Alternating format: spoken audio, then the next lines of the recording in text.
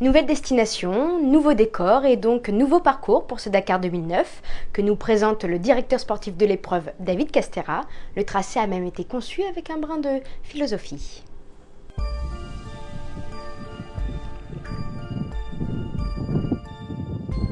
Les caractéristiques du terrain la première semaine, c'est la Patagonie avec beaucoup de pistes dans des pistes assez roulantes, mais techniques quand même, enfin, des pistes assez roulantes avec beaucoup de sinueux, donc beaucoup de pilotage. Il y a peu de hors-piste sur les 3-4 premiers jours, on va les commencer après avec les premières parties de sable, les premiers hors-piste dans toute la remontée le long de la cordillère. On va longer la cordillère des Andes jusqu'à Mendoza. Après traversée de la cordillère de Mendoza, ça c'est un premier aussi gros moment, on monte à plus de 3000 mètres d'altitude, c'est nouveau pour beaucoup de gens, mais si c'est par la route.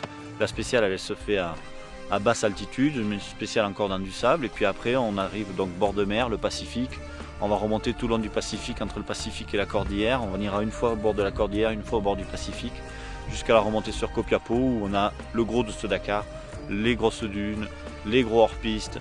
Et là il y a 3-4 jours qui vont être très très costauds, avec de nouveau notre passage, on revient en Argentine, avec de nouveau le passage de la cordillère, qui est pour moi le plus beau, le plus fort moment de ce rallye, sans parler de sport pur puisque c'est en liaison, mais c'est quelque chose d'assez extraordinaire. On monte à 4725 mètres d'altitude, il y a des paysages complètement extraordinaires, spectaculaires on dirait même, comme disent les Espagnols, mais c'est vraiment grandiose jusqu'à l'arrivée à Fiambala, où on aura encore une spéciale qui n'est pas longue mais qui peut faire beaucoup d'écart, et jusqu'à Cordoba. Cordoba aussi c'est encore plus de 500 km de spécial, donc jusqu'à la veille de l'arrivée il y aura des surprises.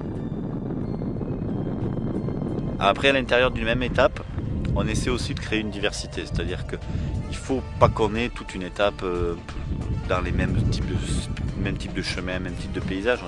Il y a des fois c'est possible, ça l'est moins, mais c'est vrai qu'on essaie d'avoir des rythmes différents surtout.